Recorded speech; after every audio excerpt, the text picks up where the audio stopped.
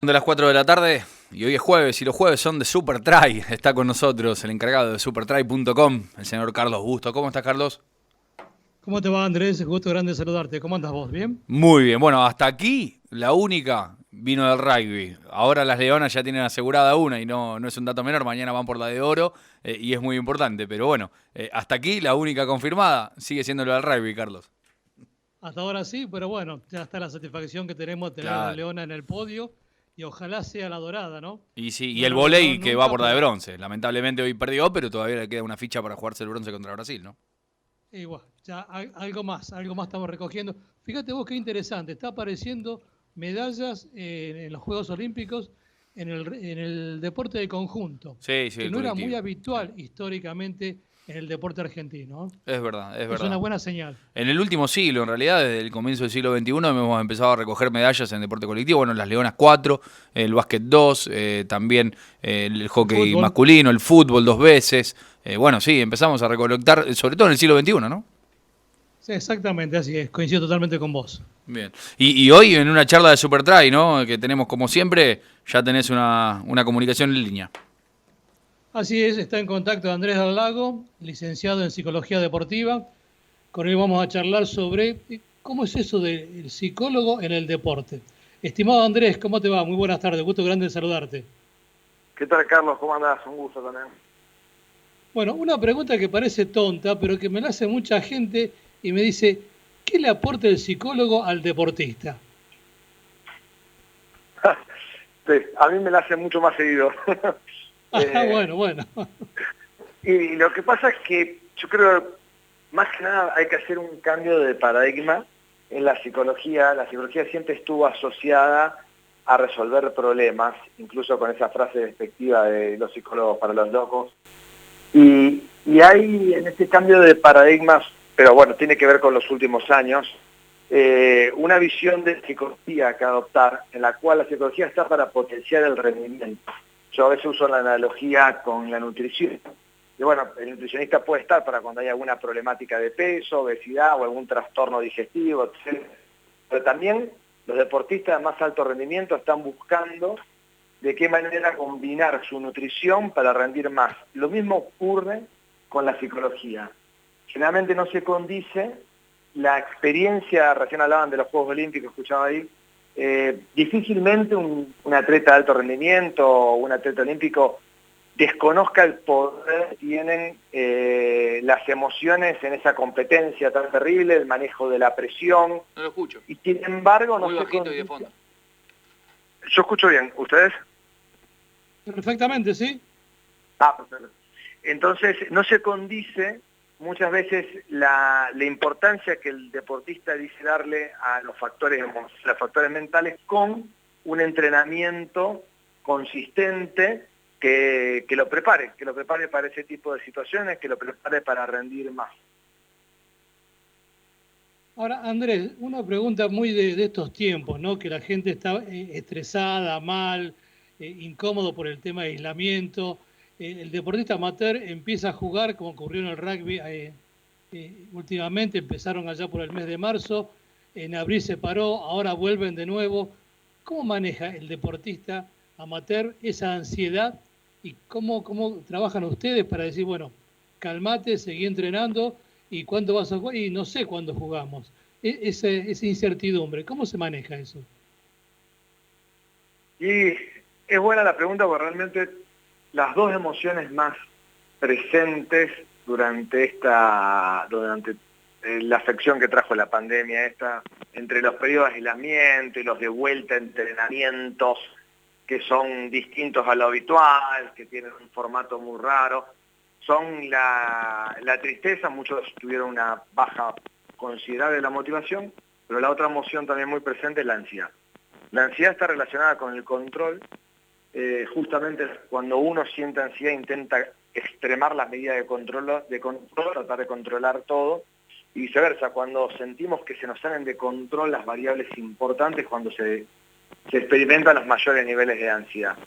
Y acá la clave es cómo dirigir el foco del deportista, porque hay un montón de aspectos que uno no puede manejar, y lo ideal es dirigirlo a los aspectos que uno sí puede manejar, La otra vez escuchaba en una nota que le hacían a Pilar Sordo que decía que hay que cambiar la pregunta del cuándo vamos a llevar al deporte, cuándo volveremos a entrenar, cuándo tendremos la competencia de tal tipo, cuándo volveré a tomar la forma física que tenía antes. Cambiar el cuándo por el cómo. ¿Cómo quiero que me encuentre esa competencia? Porque el cómo depende más del deportista. ¿Cómo quiero yo que me encuentre la competencia, sea cuando sea que se retome la actividad, ¿no? ¿Cómo quiero estar yo? ¿Qué puedo trabajar en esta instancia de forma posible? Y el foco en los aspectos que uno sí puede manejar es lo único que nos rescata de este contexto en el cual, como decía antes, el bajón, la tristeza, como uno quiere llamar, la pérdida de motivación y la ansiedad son dominantes. Claro, exactamente. Ahora, al no tener, digamos, esa convivencia de entrenamientos también dispares, como lo que hemos tenido en el rugby y en el resto de los deportes, ¿no?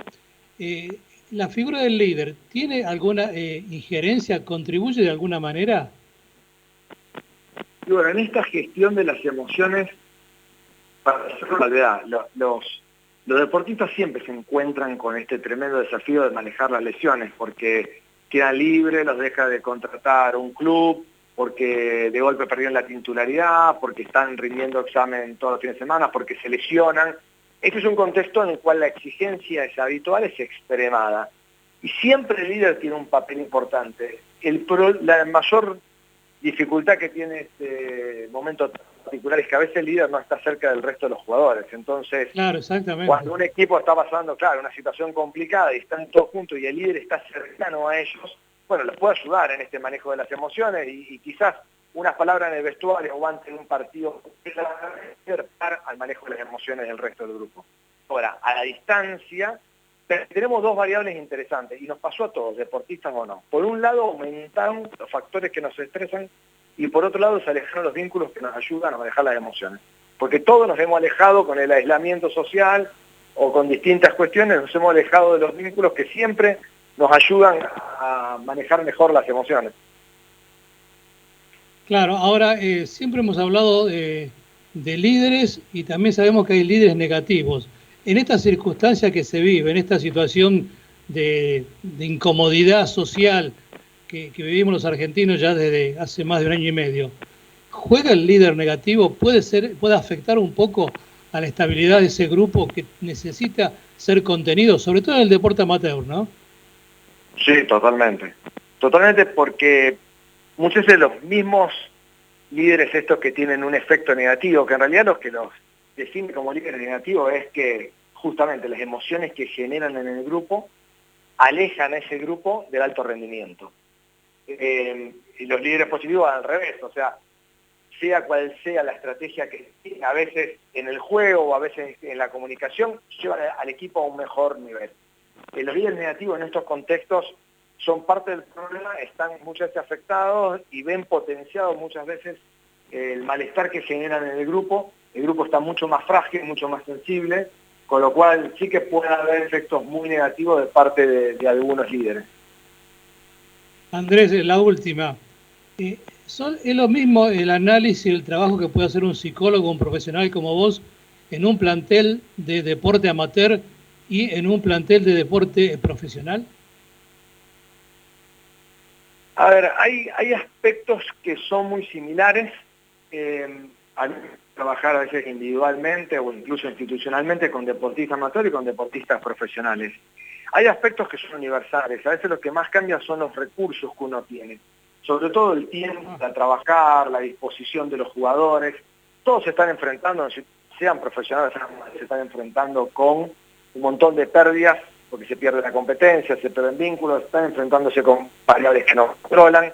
Esto es igual, están viendo que su rendimiento baja por la falta de estímulo, de entrenamientos como estaban habituados. Esos son los puntos en común. La mayor diferencia que uno tiene es que puede contar cuando trabaja con deportistas profesionales con más recursos. O sea, problemas muy similares, circunstancias que nos afectan a todos, pero más recursos disponibles, especialmente el tema. Volviendo a la pregunta 1, ¿cuál es la función de la psicología para mejorar el rendimiento? Bueno, justamente como se hace tanto esta pregunta, no tiene un espacio definido, encontrar el momento en el que actúa el psicólogo deportivo no es sencillo, y en el amateurismo es más difícil todavía encontrar ese espacio para una profesión que se está abriendo camino desde un lugar distinto, que es el de potenciar el rendimiento y no el de solucionar patologías. Sí, bueno. Andrés, creo que fue muy claro lo tuyo, como de costumbre. Hemos charlado más de una vez sobre este tema. Estoy aprendiendo día a día algunas cuestiones que tienen que ver con el aporte de la psicología en la conformación del deportista y fundamentalmente en la conformación de los grupos, que son tan importantes para sostener o para alcanzar algún objetivo en particular. Yo te agradezco, espero que nos crucemos en alguna cancha de rugby en cualquier momento y podamos seguir charlando, ¿no? Con mucho gusto, para mí también es un placer. Listo, Andrés, te dejo un abrazo grande, nos vemos. Abrazo grande. Bueno, vamos con el otro Andrés. Acá estoy, Andrés acá está el otro. ¿Cómo estás, Andrés? Bien. Sí, sí. Salta Bueno, de muy un Andrés al otro interesante. Andrés. Muy interesante, la verdad, lo que contaba recién Andrés. Es realmente necesario. Creo que hoy no se piensa nada profesional sin un psicólogo deportivo a cargo de un plantel, ¿no? Y también con la complementación de una psicología clínica por fuera de lo que es el psicólogo deportivo, ¿no? Vos lo marcabas muy bien ese cambio. Una cosa es un psicólogo, otra cosa es el psicólogo deportivo y es muy importante, ¿no? Así es, totalmente diferente, ¿no? Es importante. Bueno, son cosas nuevas que aparecen en el deporte, sobre todo en el deporte de alta competencia y bueno, y no tan alta competencia, ¿no? Porque ya lo estamos viendo en el rugby amateur de nuestros clubes, que aportan muchísimo los psicólogos deportivos en la conformación, fundamentalmente, en sostener y en contener a un plantel en este caso, un plantel de rugby, ¿no? Listo, Andrés. Un abrazo grande, Carlos, como siempre. Costumbre. Igualmente, hasta el próximo jueves. En este caso, Carlos Bustos, Un abrazo a todos. director periodístico de Supertry.